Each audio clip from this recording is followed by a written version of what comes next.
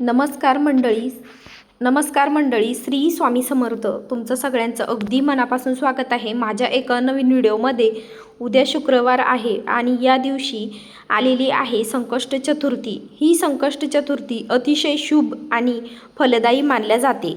अशी मान्यता आहे की या दिवशी मनापासून श्री गणेशाची पूजा करून काही विशेष उपाय केले तर अनेक अडथळे दूर होतात, अडकलेली कामे मार्गी लागतात आणि मनातील इच्छा पूर्ण होतात. आजच्या या व्हिडिओमध्ये मी तुम्हाला असे 2 अतिशय सोपे पण श्रद्धेने करायचे उपाय सांगणार आहे.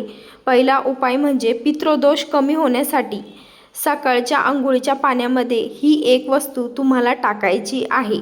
आणि दुसरा उपाय म्हणजे संकष्टी चतुर्थीला पांढऱ्या रुईच्या पानावर मनोकामना लिहून श्री गणेशाची कृपा मिळवण्याची प्रभावी उपाय आहे. दोन्ही उपाय अगदी सोपे आहेत, पण पूर्ण श्रद्धेने आणि विश्वासाने केले तर मानसिक समाधान मिळतं आणि भक्ती अधिक घट्ट होते. म्हणून हा व्हिडिओ शेवटपर्यंत नक्की बघा, कारण उपाय कसा करायचा, कशा पद्धतीने करायचा ही सविस्तर माहिती मी तुम्हाला या व्हिडिओमध्ये सांगणार आहे.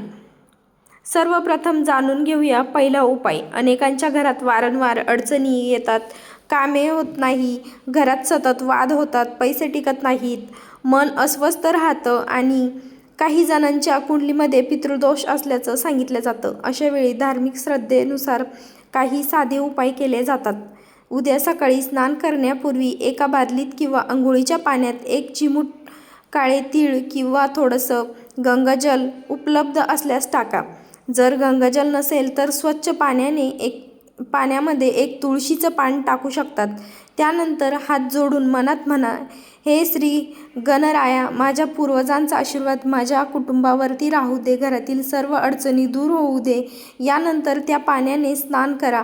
धार्मिक श्रद्धेनुसार असं मानलं जातं की या उपायामुळे मन शांत राहतं, नकारात्मक विचार कमी होतात आणि पूर्वजांचं स्मरण करण्याची भावना जागृत होते. आता जाणून घेऊया आजच्या या मुख्य उपाय. मैत्रिणींनो, हिंदू धर्मामध्ये पांढऱ्या रुईच्या झाडाला अतिशय पवित्र मानलं जातं.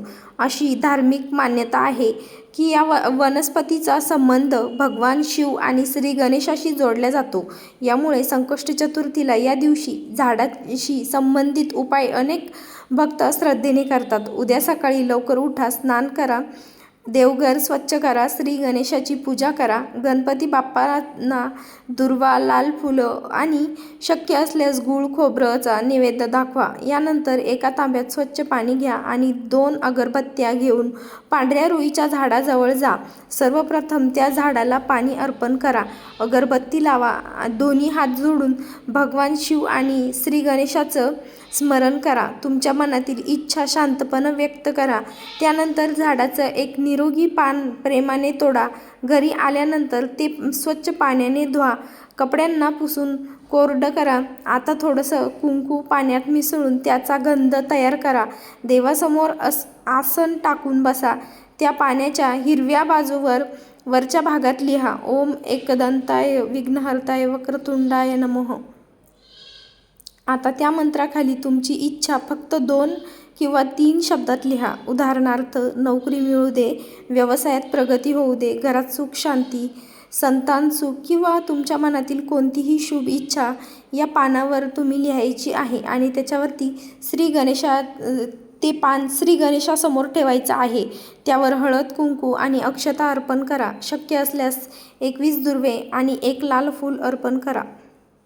आता शांत मनाने 108 वेळा गणेशाचे गायत्री मंत्रांचा जप करा. त्यानंतर एकदा गणपतीचा आशीर्वाद घ्या आणि गणपती बाप्पांचं अर्थविश्वास म्हणा किंवा ऐका. शेवटी हात जोडून तुमची मनोकामना श्री गणेशासमोर व्यक्त करा.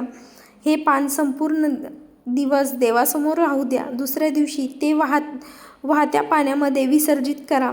जर वाहतं पाणी उपलब्ध नसेल तर ते देवाच्या देव विसर्जित करतात तिथं टाकले तरी चालेल.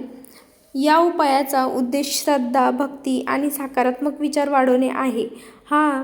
आहे. जीवनात यश मिळवण्यासाठी मेहनत, योग्य निर्णय आणि देवावरील विश्वास या तिन्ही गोष्टी तितक्याच महत्त्वाच्या आहे. म्हणून हा उपाय करताना मनात श्रद्धा ठेवा आणि आपल्या कर्मावरही विश्वास ठेवा. जर तुम्ही संकष्ट चतुर्थीचा व्रत करत असेल तर रात्री चंद्रोदयानंतर चंद्राचं दर्शन घेतल्यानंतरच उपवास सोडायचा.